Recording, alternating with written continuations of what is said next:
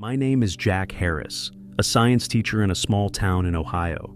Specifically, I teach biology and chemistry, which means I've always been a critical thinker and straightforward in my approach. However, an event a few months ago completely shifted my perspective on life, death, and what comes next. It was an ordinary Saturday morning. I went out for my usual jog around the neighborhood when suddenly a sharp pain struck my chest. Before I realized what was happening, I collapsed. Later, I was told that I had suffered a major heart attack caused by an undetected congenital condition. If you believe in God and near-death experiences, subscribe to Life at NDE today. Discover inspiring messages from God through powerful near-death stories that bring hope and understanding. Hit subscribe now and join us in spreading the light of faith. I found myself floating above my body. The next thing I knew, I could see the rescuers working hard to revive me. Yet I felt completely calm and at peace. Suddenly, I started moving quickly through a dark tunnel toward a bright white light. Many describe similar near-death experiences, but nothing could prepare me for what came next. I emerged from the tunnel into the most breathtaking place I'd ever seen. It was like a paradise filled with vibrant, indescribable colors and beautiful music. The air was thick with love, so much so that I could feel it surrounding me. My late grandmother, who had passed away when I was a teenager, came to meet me. She looked radiant and youthful, hugging me and telling me how proud she was of the person I had become. She explained it wasn't my time yet and that I had an important mission to complete on Earth. Before I could return, she said there was something I needed to see. She took my hand, and in an instant, we were in a massive stadium-like place. That's where I saw Jesus. Words cannot fully capture his presence. It radiated pure love and kindness. His smile made me feel accepted and at ease. He told me he had something significant to show me. With a wave of his hand, I saw countless souls around us in what he called the third heaven. It was a temporary place for souls who had recently passed. The area was divided into sections. In one section, souls rested in peace and joy. They had lived good lives and were awaiting the final resurrection. Another section was for those who needed spiritual growth. These souls were learning and being guided by angelic teachers, working to correct the past mistakes. In contrast, there was a darker area filled with restless spirits. Jesus explained that these souls had distanced themselves from love and goodness during their lives. They weren't suffering, but were cut off from God's light and love. He emphasized that even they would have the chance to make a different choice in time. Jesus said this third heaven was not the final destination, but a place for reflection, learning, and preparation. Those who lived with kindness and love experienced a glimpse of heaven, while others were given opportunities to grow or turn toward the light.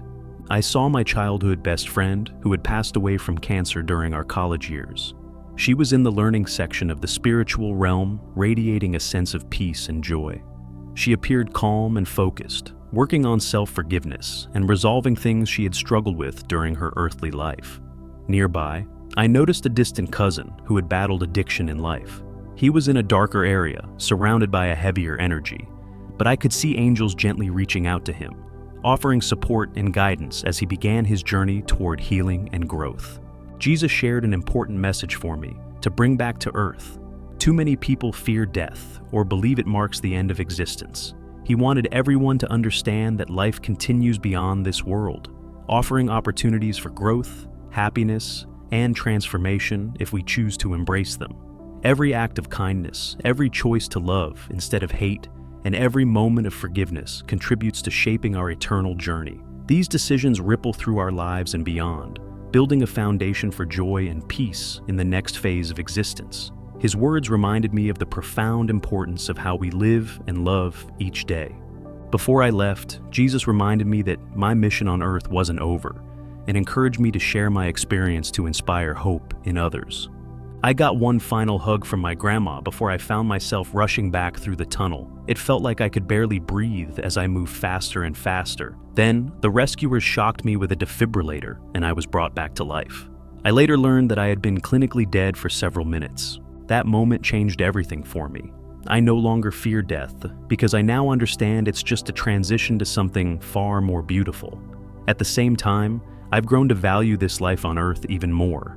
It's an opportunity to grow, love, and connect. I've become more compassionate and gentle, viewing every person I meet as a soul on their unique journey. I strive to see others as Jesus does, with unconditional love and hope for their growth and potential. One of the most important lessons I learned from Jesus is that our choices and actions in this life shape our souls and determine what we experience after we pass. It's not about following strict religious rules. It's about becoming more loving, kind, and wise. When we choose forgiveness over resentment, kindness over selfishness, or courage over fear, we draw closer to the divine love that sustains all life. These choices don't just impact the external world, they transform the essence of who we are as eternal beings. The souls in the peaceful, joyful areas had learned to love and grow in wisdom during their time on Earth. They weren't perfect, but they had consistently worked to improve and treat others with love and respect. The souls in the learning spaces were often good people who still had unresolved challenges, like struggling with forgiveness or prioritizing material success over relationships. These souls were eager to grow and embrace new lessons. In contrast, the souls in the darker areas were those who had lived selfishly or without regard for others. Yet even they weren't beyond hope. I saw angels and more advanced souls gently reaching out to help them rediscover the divine love already within them. There was always a chance for these souls to turn toward the light. Jesus emphasized that no one is beyond saving. Every soul, no matter how lost, contains a holy spark and can choose to embrace love and redemption. I know how unbelievable this might sound, especially since I teach science. I wouldn't have believed it myself if it hadn't happened to me. Some colleagues and family members have told me it was just a dream or the result of oxygen deprivation to my brain, but I know deep down that what I experienced was real, more real than anything else I've ever known. Love, hope, and the enduring nature of our souls are truths too profound not to share, even if not everyone believes them. Jesus explained that heaven is composed of many levels or layers, each serving a specific purpose in the spiritual growth of souls. He clarified that what I experienced was the third heaven, which he described as the first stop for souls after passing. This realm acts as a transitional space where souls begin their journey toward spiritual purification and understanding. Beyond the third heaven, there are even higher realms, each more beautiful and incomprehensible than the last. This idea reminded me of something I later discovered in my research. Some religious texts, like the Book of Enoch, though not included in the Bible, speak of journeys through 10 different worlds. These descriptions resonate with what Jesus revealed to me, that many heavenly places exist, each designed to nurture and guide souls in unique ways. Each realm offers lessons and experiences that help souls evolve spiritually, shedding the limitations of their earthly lives and moving closer to their divine nature. One part of the third heaven that I visited was breathtaking. It was like a perfect garden, overflowing with vibrant life, and colors so vivid they seemed otherworldly. Jesus told me that this area resembled Eden or paradise, a place of peace and joy. At its center stood a remarkable tree, which he called the Tree of Life. I had never seen anything so awe-inspiring. The tree radiated a gentle inner light, and its fruit appeared to be crafted from gold and adorned with shimmering gems. Jesus explained that this tree serves as a source of spiritual nourishment for the souls in this realm, providing them with energy and renewal as they continue their journeys. However, not all areas of the third heaven were as serene.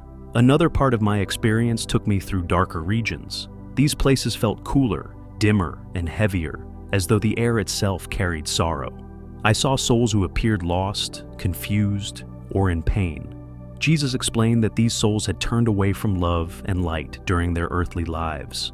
They were not being punished by external forces, but were experiencing the consequences of the choices they had made, choices that distanced them from divine love. Jesus emphasized that these darker areas were not hell as many imagine it, a place of eternal torture and despair. Instead, these souls were in a state of self-imposed separation, created by their own actions and thoughts.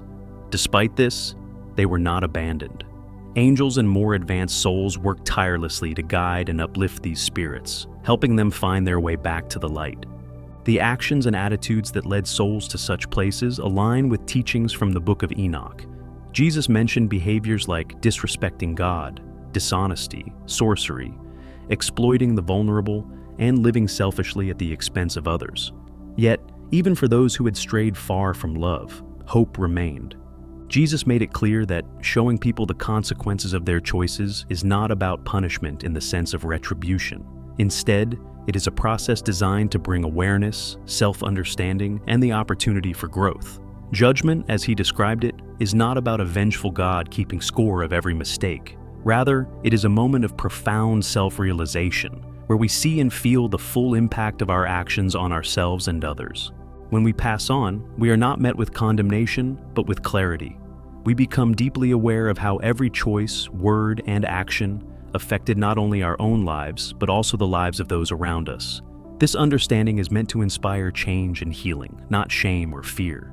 Jesus shared that the ultimate goal of this process is growth. The darker areas of the third heaven are not permanent destinations, but temporary states. Souls in these places are given the time and support they need to reflect, learn, and choose a path back to love and light. This opportunity is always present, no matter how far a soul has strayed. The experience of the third heaven revealed to me the incredible balance between justice and mercy in the divine order. It showed me that the universe operates not on punishment, but on opportunities for growth, understanding, and redemption. Even the most lost souls have the potential to transform and return to the embrace of divine love. When we pass on, we experience a review of our lives. During this moment, we see and feel the impact of everything we've done, not just on ourselves, but on everyone we've ever encountered. It's a time of complete clarity, where we understand how each decision truly shaped us and others. For those who lived with love and kindness, this is a beautiful and comforting experience.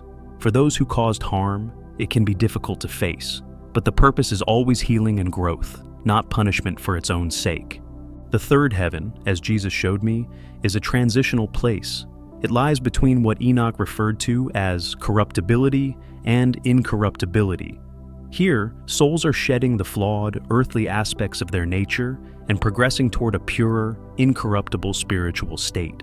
This transformation takes time and is part of the soul's growth and learning process.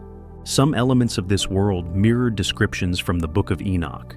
I saw sweet flowering trees that Enoch mentioned, their fragrance unlike anything I've known. Jesus also showed me two streams, one flowing with milk and honey, and the other with oil and wine.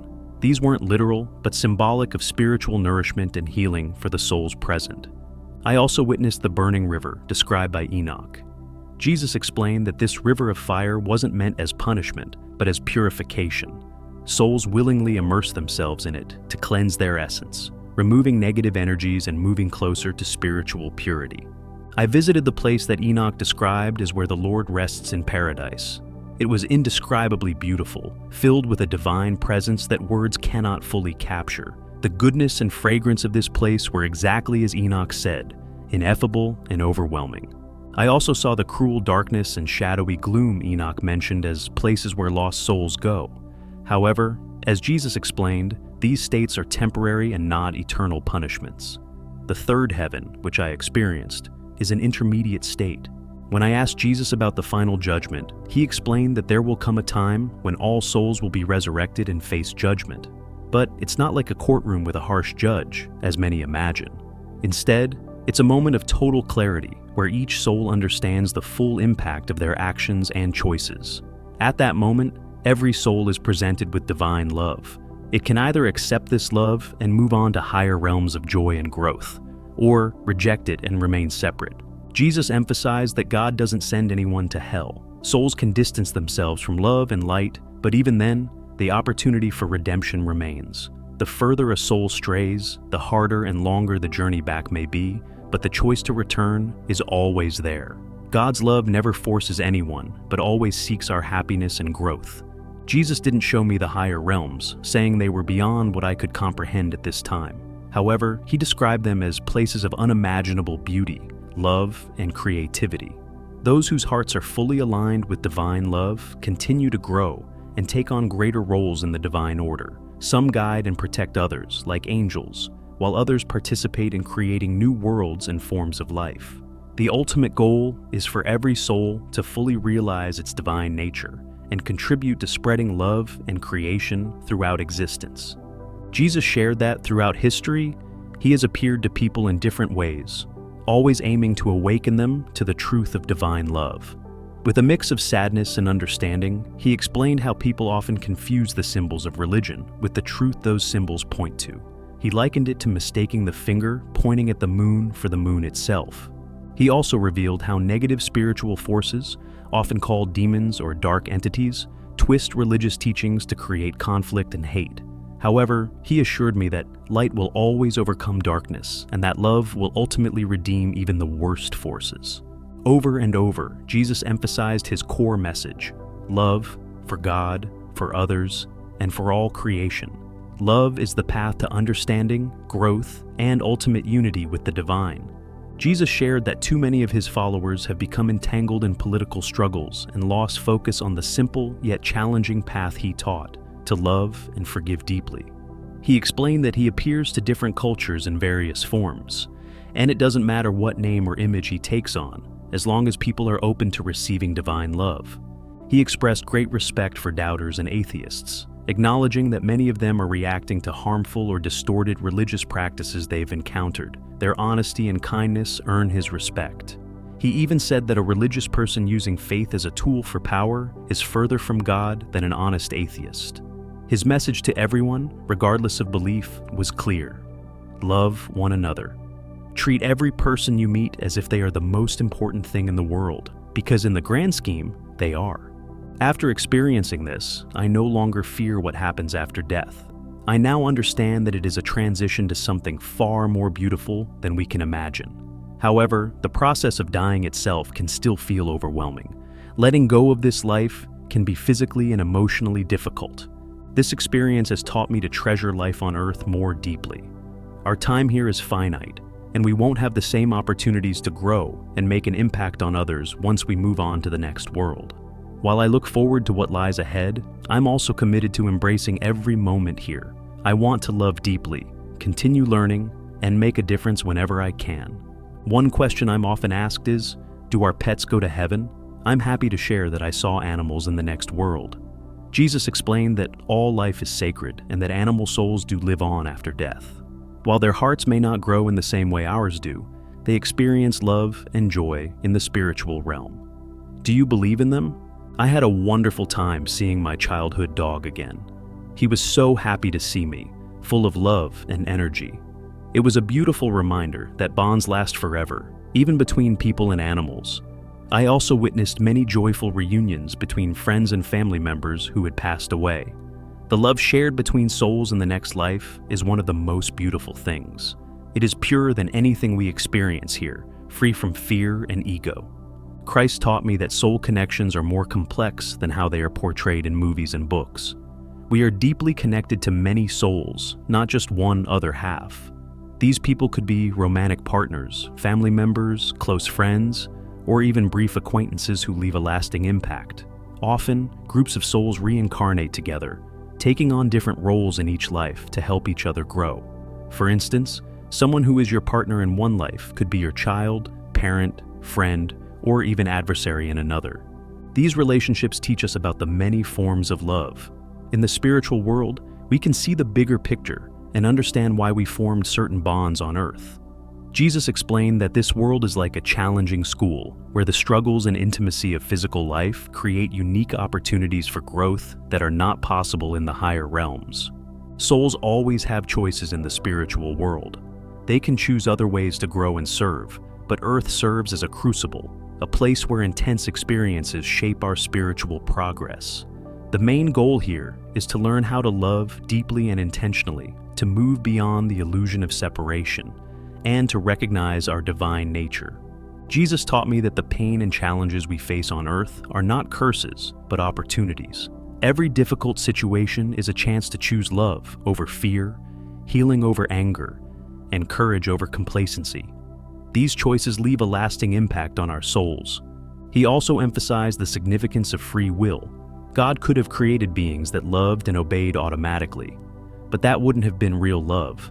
Instead, God gave us free will and placed us in a world of challenges and duality so that we could choose love authentically and take part in shaping our reality.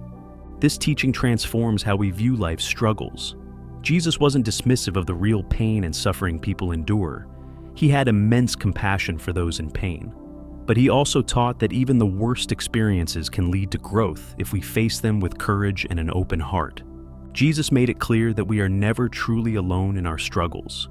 Guardian angels, spirit guides, and advanced souls are always present to guide and protect us, even if we can't see or feel them. In addition to my grandmother and the souls I mentioned earlier, I encountered many angelic beings. Some had the familiar shapes of angels, while others appeared as abstract forms of radiant, moving light in beautiful colors.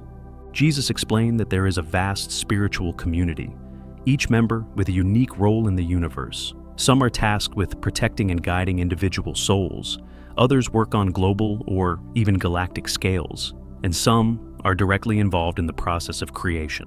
I also witnessed beings that seemed to originate from other dimensions or worlds, emphasizing the vastness of life beyond what we can comprehend. Curious, I asked Jesus about extraterrestrials visiting Earth. He confirmed that beings from other planets have visited Earth in the past, some with good intentions, some neutral, and others with less positive motives. However, he stressed that true spiritual growth must come from within. No external force, whether good or bad, can do this work for us. As humanity advances in faith and technology, we may eventually communicate with other cultures across the universe. However, this will only happen when we are spiritually mature enough to handle such relationships responsibly. Jesus emphasized that the future is not predetermined. The path our species takes depends on the collective choices we make. He showed me potential futures. One path leads to a harmonious world where people live in peace with each other and the earth, while another path could result in destruction. He assured me that regardless of the challenges we face, humanity will eventually experience a great spiritual awakening. The decisions we make now, however, will determine whether that transformation is easy or difficult. The path to a brighter future begins with spiritual growth and simple daily acts of love. Each kind gesture, every decision to forgive, and every effort to stand for what's right helps humanity move forward. Jesus emphasized that our collective actions matter, not just toward one another, but also toward the earth itself. He revealed that Earth is more than a home. It is a living entity with its own spirit. How we care for it reflects our spiritual maturity and has lasting impacts on both the planet and ourselves. By choosing compassion, responsibility, and respect for all life, we contribute to the harmony of our world and lay the foundation for a future filled with peace and growth. Every action we take holds the potential to shape this brighter tomorrow. This awareness that every thought, word, and action has a ripple effect on the entire web of existence adds value and responsibility to our lives. As a science teacher, this experience has profoundly influenced my perspective.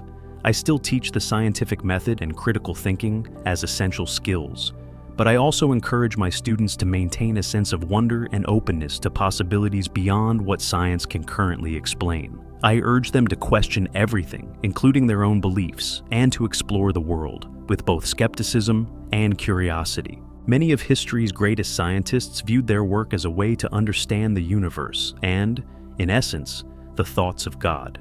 For them, science and spirituality were not opposing forces, but complementary perspectives.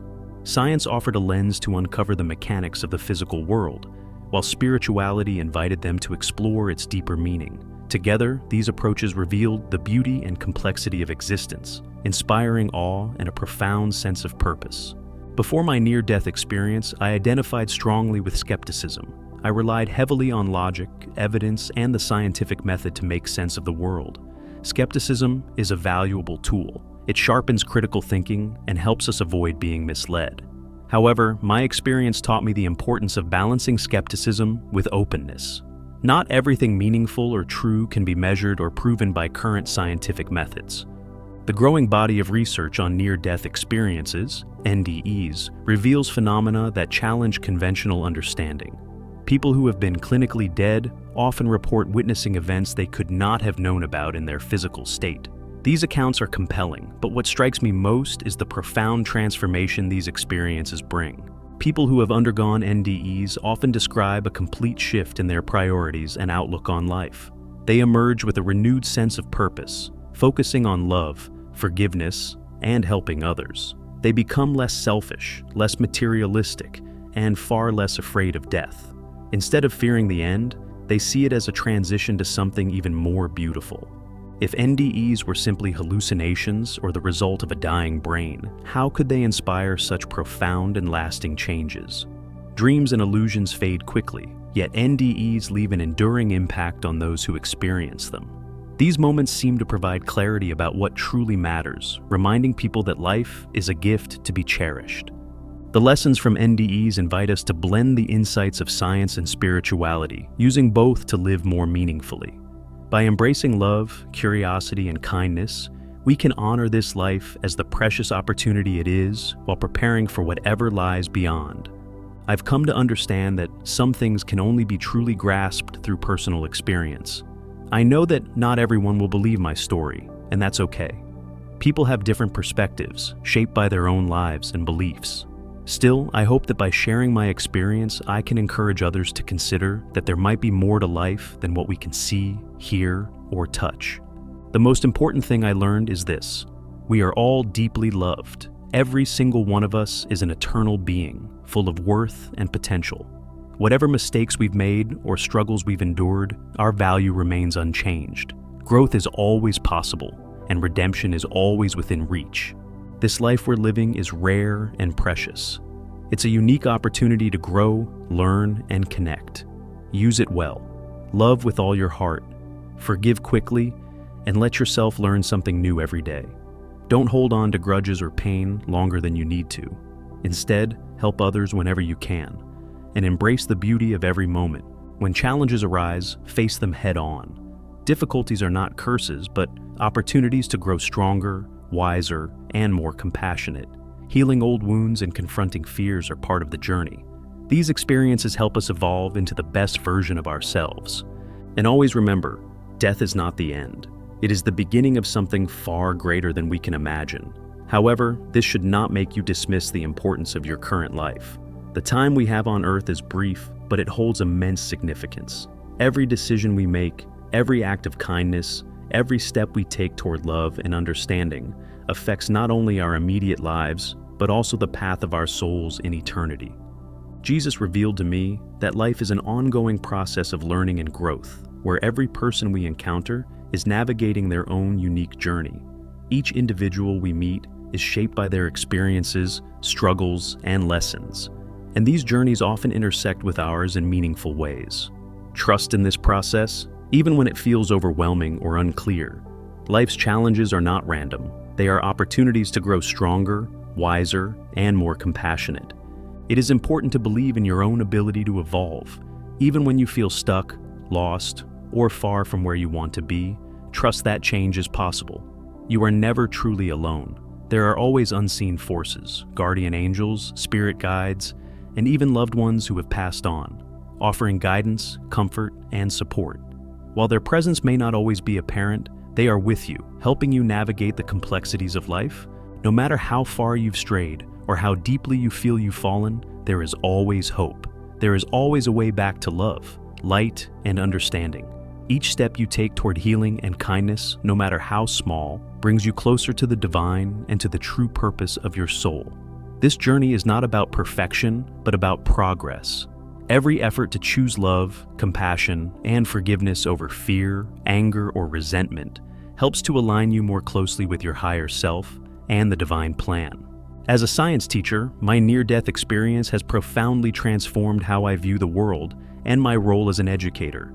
I continue to emphasize the importance of critical thinking and the scientific method. These tools are essential for understanding and navigating the physical world. They teach us to approach problems logically, evaluate evidence, and make informed decisions. But I now also recognize that the scope of human understanding extends beyond what science alone can explain. One of the most significant lessons I've learned is the value of wonder and openness. The mysteries of life and the universe are vast, and not all of them can be measured, analyzed, or proven through data. There is a beauty in embracing the unknown and being open to possibilities that transcend our current knowledge. I encourage my students to question everything, even their own beliefs and assumptions. This kind of inquiry doesn't diminish the role of science. Rather, it enhances it, allowing for a broader perspective that includes humility and curiosity. Science and spirituality, in my view, are not opposites. Instead, They are complementary ways of exploring the incredible complexity of existence. Science helps us understand the mechanics of the universe, the how, while spirituality seeks to explore the deeper meaning behind it, the why. Together, they form a more complete picture of reality. Throughout history, many of the greatest scientists were also deeply spiritual thinkers. They saw their work as a way to connect with something greater, to understand the divine order within the universe. Figures like Isaac Newton, Albert Einstein, and Carl Sagan viewed the pursuit of knowledge as a sacred endeavor, one that brought them closer to understanding the mind of God. In my own teaching, I try to blend these perspectives. I encourage my students to engage deeply with science, to see it as a tool for uncovering the wonders of the natural world. But I also urge them to remain open to the profound mysteries that lie beyond what science can currently explain. I want them to see the world not just as a collection of facts and formulas, but as a tapestry of interconnected systems, each infused with purpose and meaning. Ultimately, life is about balance, balancing the pursuit of knowledge with the wisdom of humility, balancing critical thinking with a sense of awe and wonder, and balancing what we can prove with what we intuitively know to be true. Whether through science, spirituality, or a combination of both, our journey is to seek understanding, connection, and growth. This perspective has enriched my own life and allowed me to approach teaching and living with a deeper sense of purpose. I hope it inspires others to embrace both the tangible and the transcendent in their own journeys. Near-death experiences are being studied more and more in scientific research. There are documented cases of people accurately describing events that occurred while they were clinically dead, things they could not have known otherwise. But beyond the evidence, what matters most is how these experiences change people. Those who have gone through them often become more compassionate, less afraid of death, and more focused on living meaningful lives. My hope in sharing my story is to provide comfort, hope, and inspiration. I want people to know that they are loved, that they matter, and that their lives have a purpose. Every thought, word, and action has an impact, not just on your own life, but on the entire interconnected web of existence. This knowledge gives our lives deeper meaning and reminds us of the responsibility we have to ourselves, to others, and to the world around us. Life is a gift. It is fleeting, but it is powerful. Use this time wisely. Love deeply, forgive freely, and grow constantly. And when the time comes for your journey to continue beyond this life, know that it is only the beginning of something far more beautiful than we can imagine.